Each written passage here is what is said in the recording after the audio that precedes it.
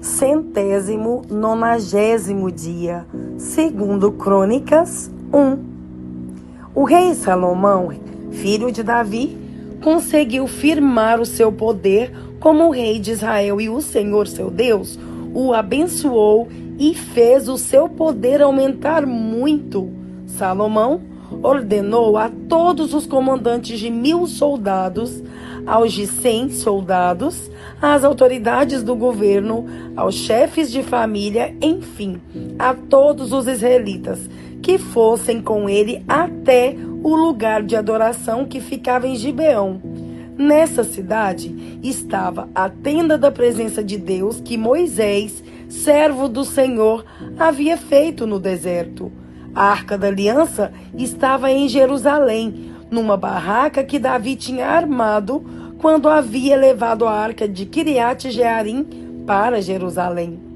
O altar de bronze, que havia sido feito por Bezalel, filho de Uri e neto de Ur, estava em frente da tenda sagrada. O rei Salomão e todo o povo de Israel foram lá para adorar a Deus. Ali, no altar de bronze, Salomão ofereceu a Deus em sacrifício 1000 animais, que foram completamente queimados. Naquela noite, Deus apareceu a Salomão e perguntou: "O que você quer que eu lhe dê?" Ele respondeu: "Tu sempre mostraste um grande amor por Davi, o meu pai, e deixaste eu ficasse como rei no lugar dele. E agora, ó Senhor Deus, cumpre a promessa que fizeste ao meu pai. Já que me fizeste rei de um povo tão numeroso como o pó da terra, dá-me sabedoria e conhecimento para que eu possa governá-lo. Se não for assim, como poderei governar este teu grande povo?" Deus disse a Salomão: "Visto que você pediu sabedoria e conhecimento para governar o meu povo, de quem eu fiz você rei, em vez de pedir riquezas, bens ou honras, ou a morte dos seus inimigos, ou vida longa, eu lhe darei sabedoria e conhecimento, e lhe darei também mais riquezas, bens e honras do que qualquer outro rei teve antes de você ou terá depois."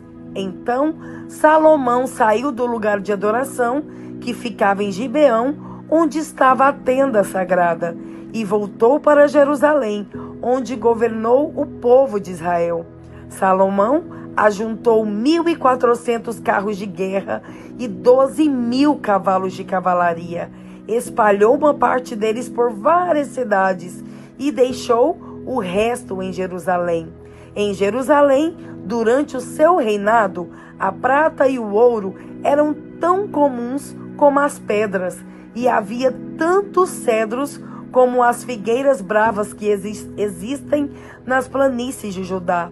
Os agentes do rei controlavam a importação de cavalos de Musli e da Cilícia e a importação de carros de guerras do Egito. Esses agentes forneciam cavalos e carros de guerra para os reis heteus e sírios, vendendo cada carro por 600 barras de prata e cada cavalo por 150 barras de prata. Segunda Crônicas 2. O rei Salomão resolveu construir um templo para a adoração de Deus o Senhor e também um palácio para si mesmo.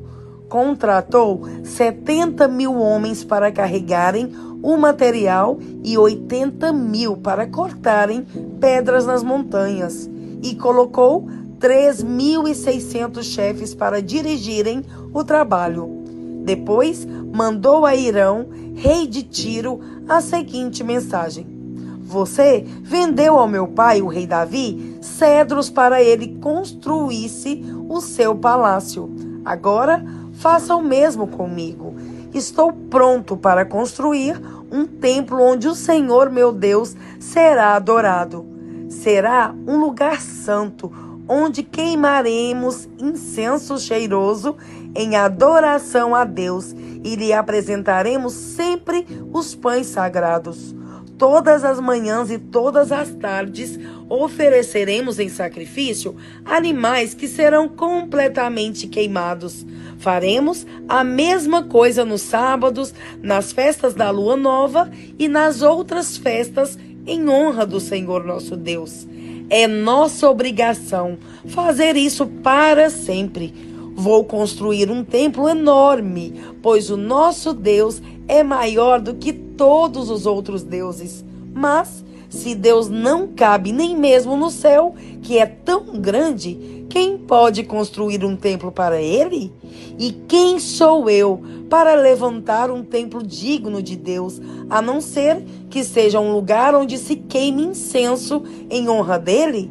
Portanto, mande-me um homem que saiba trabalhar em ouro, prata, bronze e ferro, que saiba fazer tecidos de fios de lã púrpura, vermelha e azul, e que saiba entalhar madeira. Ele trabalhará em Judá e em Jerusalém, com os meus artesãos que foram contratados por Davi, o meu pai. Sei que os seus trabalhadores sabem cortar árvores, portanto, mande-me do Líbano madeira de cedro, de pinho e de sândalo. Os meus homens trabalharão junto com os seus, a fim de preparar muita madeira, pois o templo que vou construir será grande e maravilhoso. Para os seus trabalhadores que vão cortar as árvores, eu fornecerei 2.000 toneladas de trigo, 2.000 toneladas de cevada, 400.000 litros de vinho e 400.000 litros de azeite. Em resposta ao rei Hirão, mandou a Salomão a seguinte carta: O Senhor Deus ama o seu povo e por isso fez com que você fosse o rei deles. Louvado seja o Senhor, o Deus de Israel, o Criador do céu e da terra. Louvado seja Deus, que deu ao rei Davi um filho tão cheio de sabedoria, tão inteligente e prudente, que vai construir um templo para Deus e um palácio para si mesmo.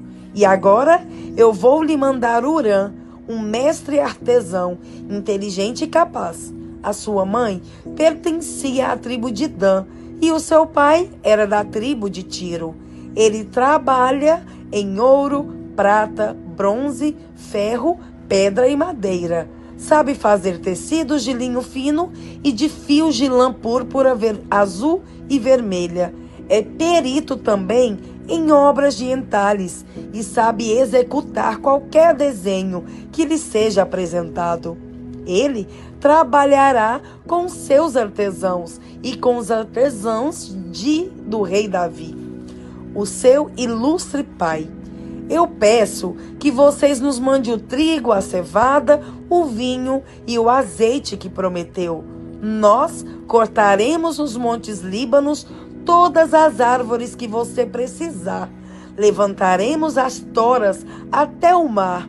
Faremos jangadas com elas e as levaremos por mar até perto de Jope. Dali você as levará para Jerusalém. O rei Salomão fez uma contagem de todos os estrangeiros que moravam em Israel, como Davi, o seu pai, tinha feito. Havia no país 153.600 estrangeiros.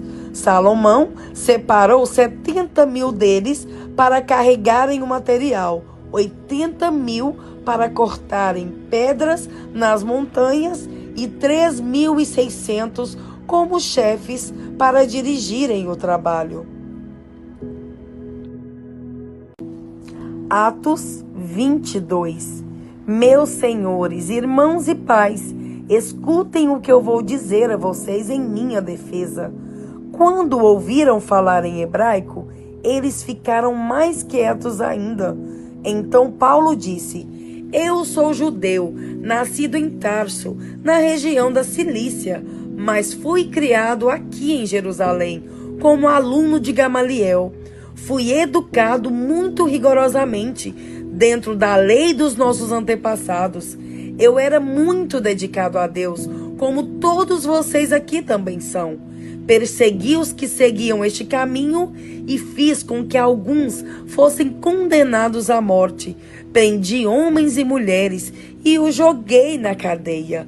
O grande sacerdote e todo o conselho superior podem provar que estou dizendo a verdade, pois eu recebi cartas deles, escritas para os irmãos judeus que moram em Damasco, e fui até lá para prender os seguidores deste caminho e trazê-los presos, com correntes a Jerusalém, a fim de serem castigados. E Paulo continuou: eu estava viajando, já perto de Damasco, e era mais ou menos meio-dia.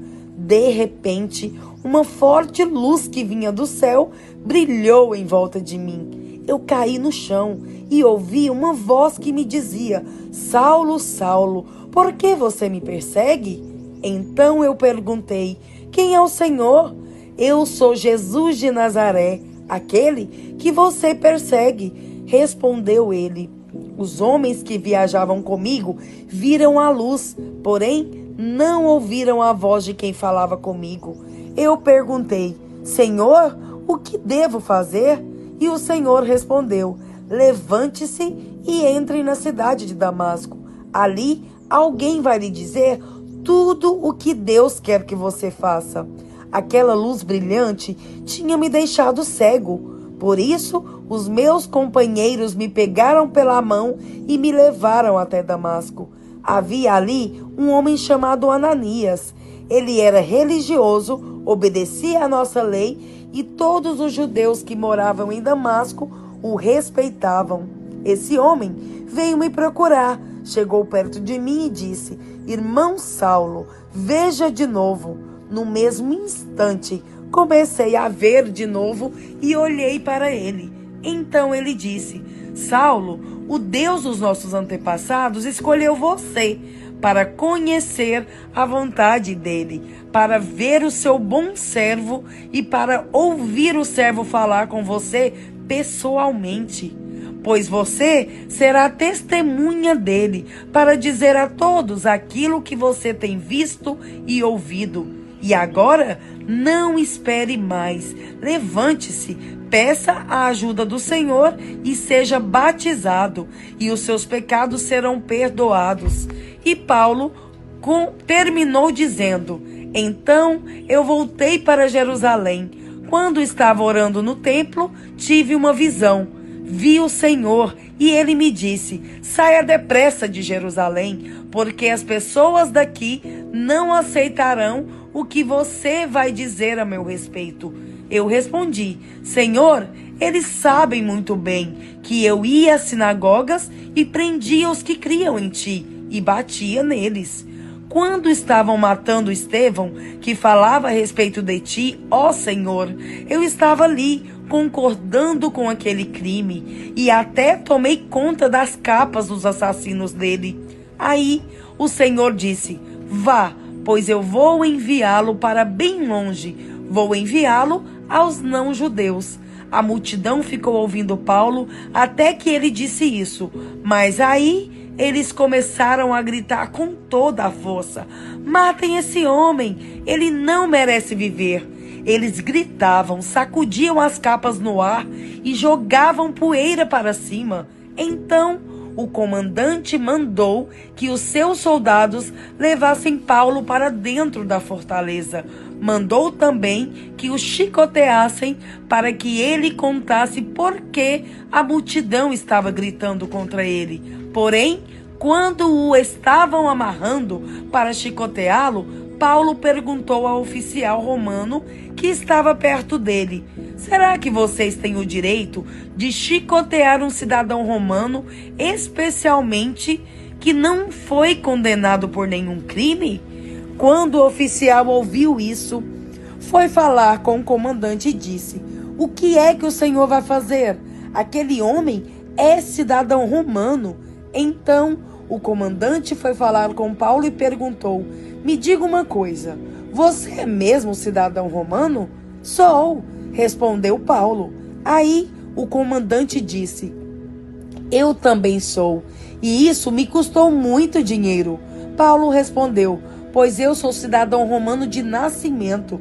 Imediatamente, os homens que iam chicoteá-lo recuaram, e o próprio comandante ficou com medo ao saber que Paulo era cidadão romano e ele tinha mandado amarrá-lo. O comandante queria saber com certeza por que os judeus estavam acusando Paulo.